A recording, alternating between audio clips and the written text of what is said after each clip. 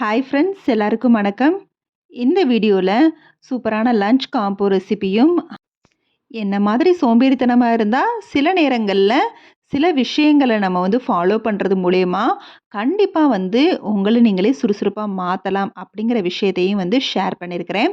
அது மட்டும் இல்லாமல் இதை அடிக்கடி உங்ககிட்ட நான் ஷேர் பண்ண விஷயங்கள் தான். என்ன நான் எப்படி ஆக்டிவாக ஒரு சோம்பேறியாக இருந்து எப்படி நான் சுறுசுறுப்பாக மாறினேன் அப்படிங்கிற மாதிரி விஷயத்தையும் நிறைய வீடியோவில் சொல்லியிருக்கிறேன். இதுலேயும் அகைன் நான் ஷேர் பண்ணுறேன். வீடியோக்குள்ளே போகிறதுக்கு முன்னாடி இந்த வீடியோ பார்த்துட்டு இருக்கவங்களுக்கும் என்ன இது வரைக்கும் சப்போர்ட் பண்ணவங்களுக்கும் ரொம்ப ரொம்ப நன்றி. வீடியோ பிடிச்சிருந்தா கண்டிப்பாக லைக் கொடுக்க மறந்துடாதீங்க. அதோட உங்கள் ஃப்ரெண்ட்ஸ் அண்ட் ஃபேமிலிக்கும் ஷேர் பண்ணுங்கள். மறக்காமல் நம்ம சேனலையும் சப்ஸ்கிரைப் பண்ணுங்கள். மார்னிங் ஒரு 10:30 இருக்கும். அப்போ தான் விலாக் எடுக்க ஸ்டார்ட் பண்ணேன். சூடாக ஒரு டீ குடிச்சிட்டு வேலையை பார்க்கலாம் அப்படின்னு சொல்லிட்டு தான் ஸ்டார்ட் பண்ணேன். கொஞ்சமாக க்ராசரி வாங்கினது இருந்துச்சு. அதெல்லாம் ரீஃபில் பண்ணிவிட்டு அப்புறம் மற்ற வேலைகளை பார்க்கலான்னு சொல்லி ரீஃபில் பண்ணிகிட்டு இருந்தேன். ஃபஸ்ட்டெல்லாம் பார்த்தீங்கன்னா, நான் க்ராசரி வாங்கிட்டு வந்தா, அதை எடுத்து வைக்க கூட சோம்பேறிப்படுவேன். அது ஒரு 2, 3 டேஸ், ஒரு சில நேரம் 1 வீக் கூட அது அப்படியே போட்ட இடத்துலயே இருக்கும். ஏன்னா, அரேஞ்ச்மெண்ட் பண்ணுறதுக்கு அவ்வளோ கடுப்பாகும். ஆனா, இப்ப அப்படி இல்ல. க்ராசரிஸ் வாங்குறது கூட கொஞ்சம் பிளான் பண்ணி தான் வாங்குவேன். அந்த க்ராசரி எப்படிலாம் வாங்குவேன் அப்படின்னு சொல்லி, க்ராசரி எப்படி இப்படி மிச்சம் பண்ணலாம், எப்படி அது மூலியமா பட்ஜெட்ட கம்மி பண்ணலாம் அப்படிங்கிற விஷயத்தையும் ஒரு வீடியோ நான் ஆல்ரெடி ஷேர் பண்ணியிருக்கிறேன். முன்னெல்லாம் அவ்வளோ சோம்பேறித்தனம் படுவேன். ரொம்ப ரொம்ப ரொம்ப சோம்பேறியா இருக்கும். கிச்சன்லாம் அப்படியே கலயபரமா இருக்கும். இப்ப எப்பவுமே நீட்டா அப்படியே கிளீனா மெயின்டெயின் பண்ணிட்டு இருக்கிறேன். அப்பப்போ எல்லா பாக்ஸையும், கிராசரி பாட்டில் எல்லாத்தையுமே வாஷ் பண்ணி வச்சுறது. அப்புறம் தான் ரீஃபில் பண்ணுவேன். மொதல்லாம் 1 மந்த், 2 மந்த்ஸ் ஒன்ஸ் கூட அதை கிளீன் பண்ணுறதுக்கு ரொம்பவே லேசியா இருக்கும். அந்த பாட்டில தொடுறதுக்கு கூட அந்த ஆயில் பாட்டில்லாம் தொடக்கூட முடியாது. ஆனா இப்ப அப்படி இல்ல. இதெல்லாம் எதனாலங்கிறத நான் சொல்லியிருக்கிறேன். அது என்ன அப்படின்னா, நிறைய மோட்டிவேஷனல் வீடியோஸ் நிறைய இதுக்குன்னே ஹோம் மேக்கர்ஸ், ஒர்க்கிங் உமன்னு நிறைய ஷேர் பண்ணுறாங்க. அந்த மாதிரி வீடியோஸ் எல்லாம் பார்க்க ஆரம்பித்தேன். அதுக்கப்புறம் தான் கொஞ்சம் கொஞ்சமாக எனக்கா இன்ட்ரெஸ்ட் வந்துச்சு. சரி, இது மாதிரி நம்மளும் பண்ணால் சூப்பராக இருக்குமே, அப்பப்போ பாத்திரம் வாஷ் பண்ணி வச்சா சூப்பராக இருக்குமே அப்படிங்கிறதெல்லாம் அப்படியே பார்த்து பார்த்து அந்த வீடியோ ஓட விட்டுக்கிட்டே நான் வேலைகளை பார்ப்பேன். இப்பயுமே எனக்கு அந்த பழக்கம் இருக்குது. ஏதாவது ஒரு வீடியோ ஓட விட்டுட்டு, அதாவது மோட்டிவேஷனல் வீடியோ, ஹோம் விலாக் ஓட விட்டுட்டே அப்படியே பார்த்துக்கிட்டே வேலைகள் செய்வேன். அதை கேட்டுக்கிட்டே செய்கிறப்ப இன்னுமே கொஞ்சம் மோட்டிவேஷனாக இருக்கும். ஸோ அப்பப்போ க்ளீன் பண்ணி வைக்கணும்னு தோணும். அதனாலேயே இப்போல்லாம் சமையல் முடிக்கிறப்பயே அப்படியே டக்குன்னு கையோட பாத்திரமும் வாஷ் பண்ணிடுறேன். அந்த கவுண்டர் டாப்பையும் ஈரத்துணியை வச்சு ஃபுல்லாக ஒரு நார்மலாக ஈரத்துணியை வச்சு தொடச்சி விட்டாலே அவ்வளோ நீட்டாக மெயின்டைன் ஆகுது. முடிஞ்ச அளவுக்கு கிச்சன்ல மட்டும் இல்ல, வீட்ல எல்லா இடத்துலயுமே, அதாவது வீடுமே எப்படி ஆர்கனைஸ்டா வச்சுக்கணுங்கிற விஷயங்களையும் கத்துக்கிட்டே ஒவ்வொன்னா சேஞ்ச் பண்ணிக்கிட்டு தான் இருக்கேன். அதுக்காக ஓவராலா எனக்கு சோம்பேறித்தனம் போயிருச்சான்னு கேட்டா, கண்டிப்பா நான் ஒரு 20% இல்லன்னு தான் சொல்லுவேன். சம்டைம்ஸ் நம்மளே அறியாம லேசி ஆகும். ஸோ அந்த மாரி டயத்துலயும் நான் கண்டிப்பா கிச்சனுக்குள்ள வந்துட்டாலே, ஏதாவது ஒரு வீடியோ ஓட விட்டுட்டு, அப்புறம் வேலைகள பார்ப்பேன்.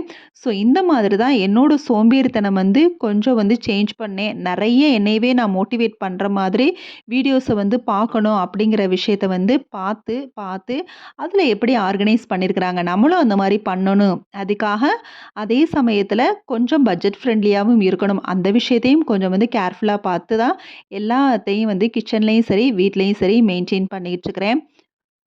கண்டிப்பா சோம்பேறித்தனமா இருந்தா, டக்குன்னு ஏதாவது ஒரு மோட்டிவேஷனல் வீடியோ போட்டு விட்டுக்கங்க. உங்களுக்கு புடிச்ச விலாகு, ஏதாவது சாங்கு என்ன பொறுத்தவரைக்கும் சாங் இப்ப நான் நம்ம பீஸ்ஃபுல்லா இருக்கணும்னு நெனச்சா நான் கேட்பேன். ஆனா இந்த மாரி சோம்பேறித்தனமா இருக்குது அப்டின்னா, வேலைகள் பண்றப்ப இந்த மாரி ஏதாவது ஹோம் விலாக் தான் பார்ப்பேன். அவங்க வேலை செய்றத பார்த்து, பார்த்து அப்படியே நம்மளும் செய்றதுங்கிற ஆசை என்ன அறியாமலே இந்த இதுதான் இப்ப ரெகுலரா ஃபாலோ பண்ணி செஞ்சுட்டுருக்கிறேன்.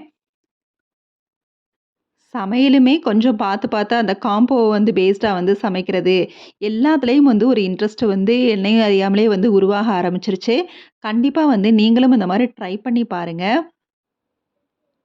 சமையல்லையும் தான் என்ன அறியாமலே நெறைய விஷயங்கள இன்ட்ரெஸ்ட்டா கொண்டு ஒரே சமையல நம்ம திருப்பி திருப்பி செஞ்சா வீட்ல இருக்கிறவங்களுக்கும் போர் அடிக்கும். நம்மளுக்குமே கடுப்பாகும்.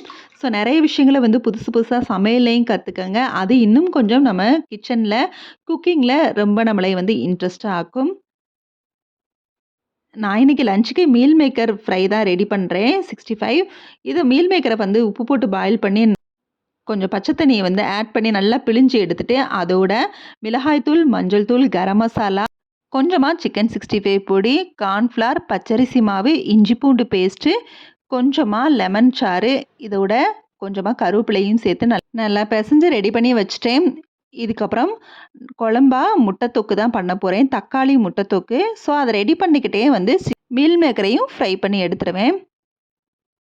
ஸோ சாதமும் நல்லா வந்து குக் ஆயிட்டே இருக்குது. ஸோ இதுக்கிடையில வந்து குழம்புக்கு தேவையானத நான் வந்து ரெடி பண்ணிட்டுருக்கிறேன். ஸோ தக்காளி வந்து நம்ம வந்து மிக்ஸியில போட்டு அடிச்சா கூட நம்ம வந்து பல்ஸ் மோட்ல அடிக்கணும். அத விட்டுட்டு நல்லா பேஸ்ட் பண்ணிட்டோம்னா, அந்த டேஸ்ட் வந்து கிடைக்காது. நான் சாப்பர்ல போட்டு தான் நல்லா வந்து சாப் பண்றேன். பேன்ல எண்ணெய் ஊத்தி, கடுகுந்து, சோம்பு, அதோட கருவேப்பில, பெரிய வெங்காயம் பொடிசா கட் பண்ணது, இஞ்சி பூண்டு பேஸ்ட்டு ஒன் பை ஒன்னா போட்டு நல்லா வதக்கி விட்டுட்டு, நம்ம சாப் பண்ணி வச்ச தக்காளியையும் சேர்த்து ஒரு 2 நிமிஷம் நல்லா வந்து கொதிக்க விட்டுட்டு, அப்புறம் தேவையான அளவு உப்பு போட்டு, மிளகாய் தூள், மஞ்சள் தூள், மல்லித்தூள் சேர்த்து ஒரு 5 நிமிஷம் நல்லா கொதிச்சதுக்கப்புறம் கொஞ்சமா தண்ணி ஆட் பண்ணி கொதிக்க விட்டுக்கலாம். சைட் பை சைடா நான் மீல் மேக்கரையும் ஃப்ரை பண்ணி எடுத்துக்கிட்டு இருக்கிறேன். ஸோ ஒரு 5 நிமிஷம் நல்லா கொதிச்சதுக்கப்புறம் கரம் மசாலாவையும் சேர்த்து மீடியம் ஃப்ளேமில் வச்சு 10 நிமிஷம் நல்லா குக் பண்ணிட்டேன். ரொம்ப தண்ணி ஊற்றிட்டோம்னா அந்த டேஸ்ட் வந்து நம்மளுக்கு கிடைக்காது. அதனால் தக்காளி தொக்கு ரெடி பண்ணுறப்ப எப்போவுமே எந்த தக்காளி டிஷ்ஷாக இருந்தாலும் நம்ம நிறைய வந்து தண்ணி சேர்க்காம பார்த்துக்கணும். தக்காளி நல்லா சாப் பண்ணதுனால நல்லாவும் குக் ஆகிருக்கும். இப்போ இதில் உடச்சி ஊற்றின முட்டையை வந்து சேர்த்துக்கலாம். அதில் நான் கொஞ்சமாக மிளகுத்தூளையும் வந்து ஆட் பண்ணுறேன். கொஞ்சம் அந்த ஸ்மெல் வந்து இல்லாம இருக்கும் அதுக்காக. இப்ப இத ஆட் பண்ணி மீடியம் ஃப்ளேம்ல வச்சு ஒரு 10 நிமிஷம் குக் பண்ணிக்கலாம். அதுக்கப்புறமா அத வந்து பெரட்டி போட்டுக்கலாம். இப்ப சூப்பரா வந்து 65யும் வந்து போட்டு எடுத்தாச்சு. ஸோ சைட் டிஷ் ரெடி ஆயிருச்சு. அடுத்ததா மெயின் டிஷ்ஷும் வந்து நல்லா வந்து ரெடி ஆயிட்டு வருது.